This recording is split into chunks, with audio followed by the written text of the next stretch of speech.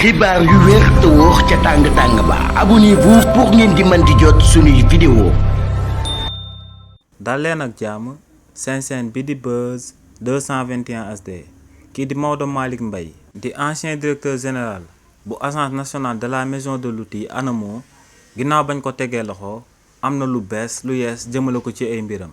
si li ni mel kii di Maodo Malick Mbaye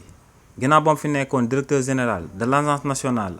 de la maison de l'outil ci régime président Macky Sall ginnaaw bu président Bassirou Diomaye Diakhar Faye tekkee ndombal tànk boobee ñu ko takkaloon bañ daal di fay tabb keneen ginnaaw bañ fay amal ay audit dañoo nemmeeku woon que ne lu tolloog 600 millions bi nga xam ne alalu askan bi la woon dañoo réeroon te kenn xamut woon fu mu jaar li ni mel nag moom moo sababoon yoonu réewu Sénégal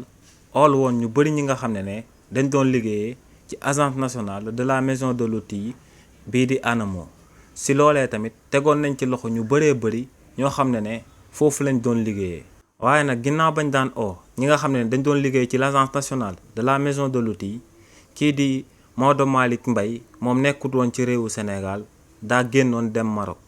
li ni mel nag moom moo sababoon ginnaaw ba mu dellu seewaatoon ci réewu Sénégal enquêteurs yu chargé woon ci dossier boobee oolu ko woon ci kanamu yoonu réewu Sénégal kookee nag ginnaaw bañ ko auditionné benn yoon ñaar ba ñetti yoon si lañ ko tegee woon loxo ndax loxoom dafa laale woon si lu sabab 600 millions yooyu nga xam ne sénégalais yi ñoom ñoo ko daal di moom daal di disparaître maanaam dafa daal di bokk si ñi nga xam ne ñoom ñoo luubal alalu askan wi